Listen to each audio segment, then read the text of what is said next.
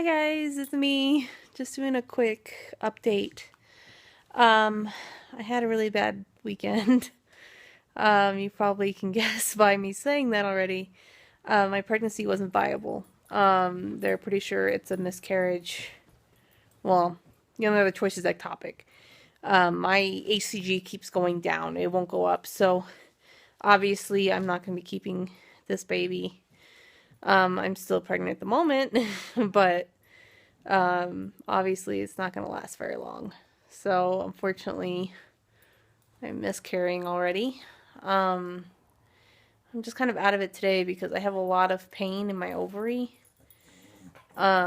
Especially when I walk around, it's really uncomfortable.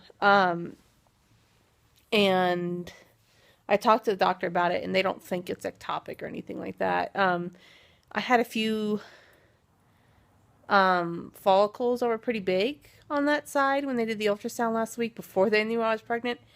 And so they seem to think that one of them keeps growing and keeps getting bigger, and it's like a cyst now, and it's just making me uncomfortable. I don't think it's burst yet or anything. I'm not in an extreme amount of pain. I'm like at a 6, maybe a 7 at the worst.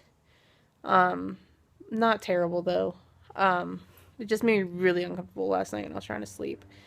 Other than that, on Friday, well, I actually found out on Thursday that my pregnancy was probably not going to be viable.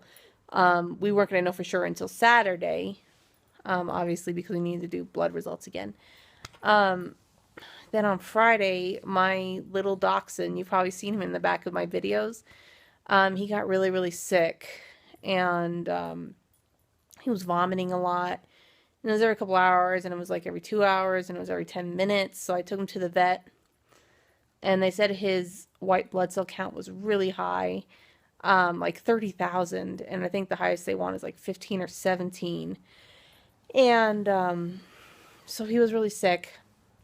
They didn't know why, so they wanted to do an ultrasound. So we ended up doing an ultrasound, and they found a blockage in there, which he's done that once before when he was a puppy. He had eaten a piece of towel or something, and it blocked him up, and he had to get surgery. So we were thinking it was going to be the same thing again, something not like a towel or anything, because I mean I hadn't seen him eat anything. So I was like 90% confident that he didn't eat anything. So at least not that I'd seen. If he had eaten something, it would have been like outside in the yard. It was not in the house anyway. So sorry. So they went into surgery, and they got in there, and they found that apparently he had had some sort of injury to his intestine, and it had scabbed over, basically, and the scar tissue had grown so much that his intestines had fused together. So he just had like fused intestine that just fused a couple days ago, obviously, before the surgery. And they said that past that was like 3 feet of just dead intestine. And he's a little dachshund. I mean, that's most of his intestine. So, I talked to them about it. I'm like, what's recovery going to be like? They're like, well, we're not going to lie. It's going to be really painful. And I'm like, well, can he live a normal life without that intestine? They're like, yeah, but, we'd have to do this, and he'd have to eat a different diet, and he's never going to have a hard stool ever again. And, he could still live, but, and then a couple minutes later, the vet came back again, and she said it was even worse than she thought. So, she put his chances of survival at like 20/80. So we just went ahead and opted to have him put down. He was like 11 and a half. So, I mean, he lived a good life. Luckily they didn't wake him up from the surgery, so he was still under anesthesia. So we just ended up euthanizing him while he was asleep already.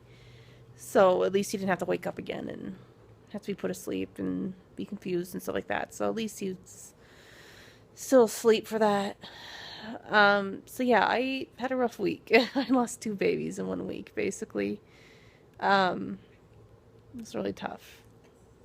But I already kind of had my gross sobbing and about it. I'm kind of past the crying point anymore.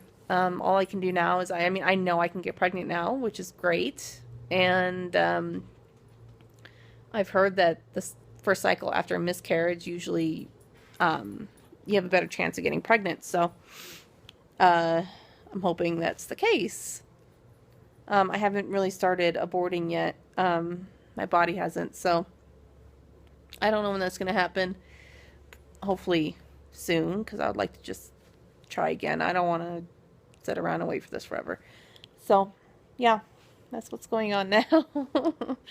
So I guess we're back to a TTC journal. I will let you guys know when I'm starting things up again, and hopefully it'll be a good month again.